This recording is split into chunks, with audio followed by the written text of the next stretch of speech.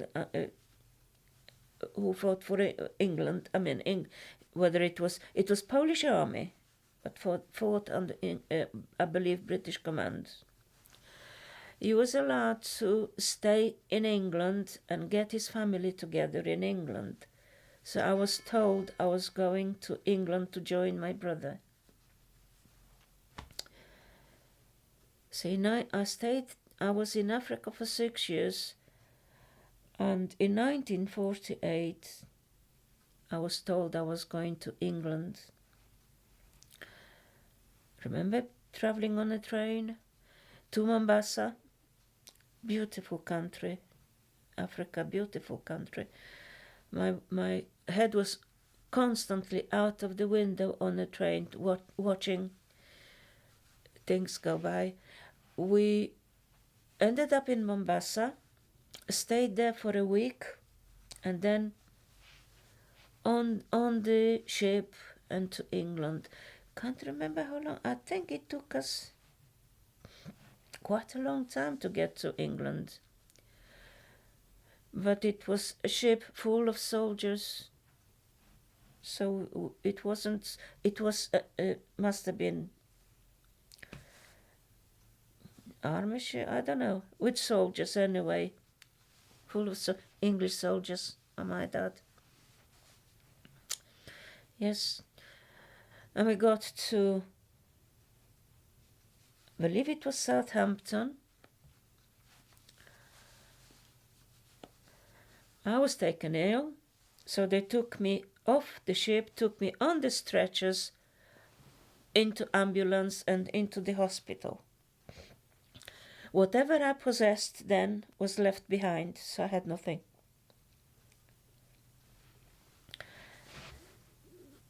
So they must have given me some clothes to wear. I was in hospital for, I believe, 2 weeks. And then lady came to collect me from the hospital. And she was aiming for London, hoping that she could leave me in London. We got to London. She tried to make some arrangements for me to stay there. Couldn't do anything because it was Saturday and everything was shut. So she was going to leave me place in Polish called Bursa. I believe it's like a college. When I got to England, I was 13 years old when I got to England. From London, as I said, the lady couldn't leave me there, so she took me. We were on a train all the way to Stafford. Near Stafford, there was a camp, Polish camp, in Witton-Aston, and that's where I ended up, in Witton-Aston. We had a youth club. I used to take part in all the things that were going. We used to have a dance every Saturday. I used to go and arrange all the tables and chairs. We used to have like a little theatre. I didn't take part in it, but I was in a dancing group. We had the Polish dancing.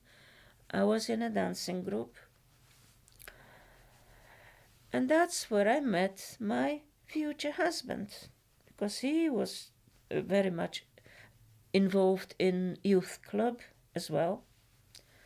So that's where I met my husband. And I married him in 1952. We've lived in this Witton-Aston for a bit. Then then we moved into a place called,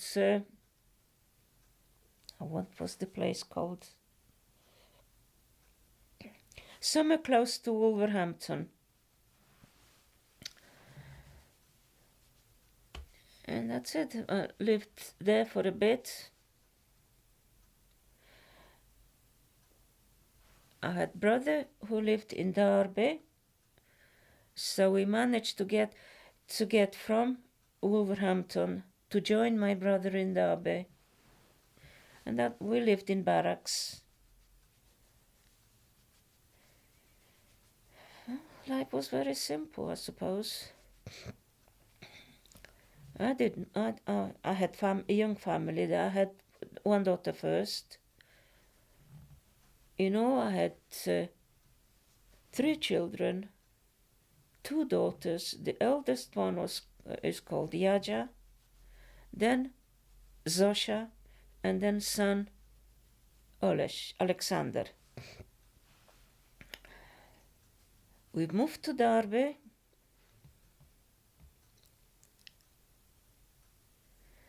My husband worked in a factory.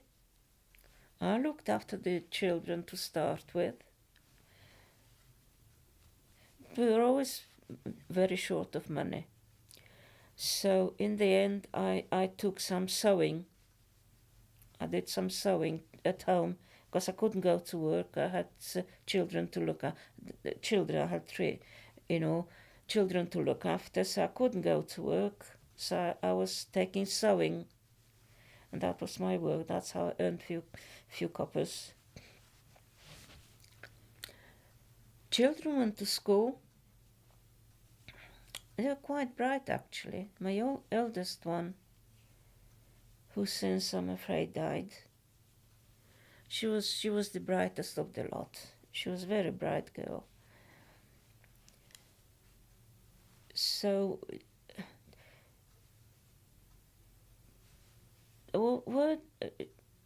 when it was time for her to decide whether she was going to university or what to do with her life, she was going to university, but to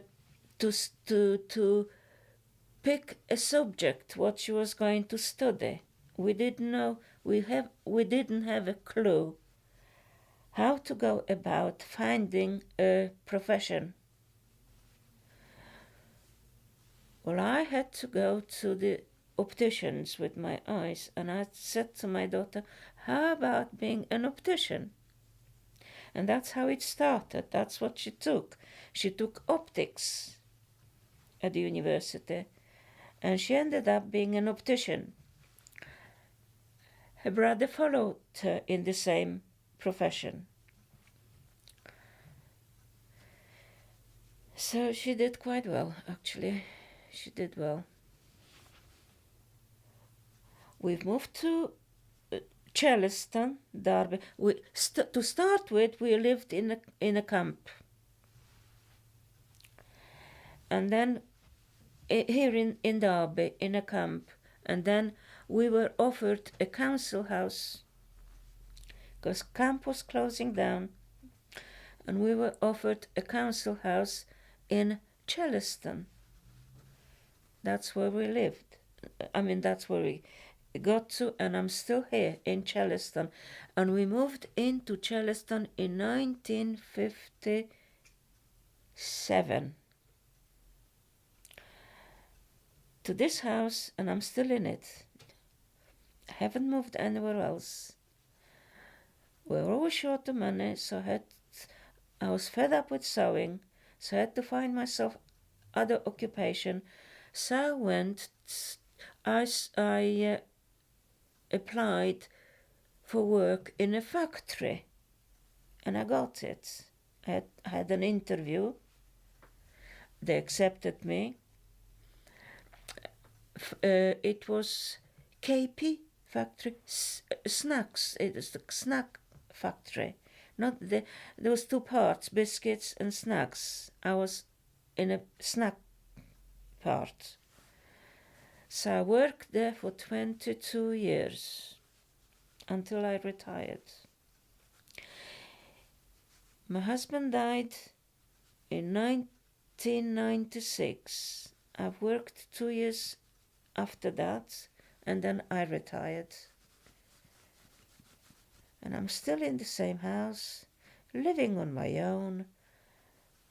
I've got daughter who comes to me with her husband every Sunday for a meal. Ever since they got married, they've been coming to me for Sunday meal. I still do it. I was very close to my eldest daughter, very close to her. But I'm afraid she's not with me anymore.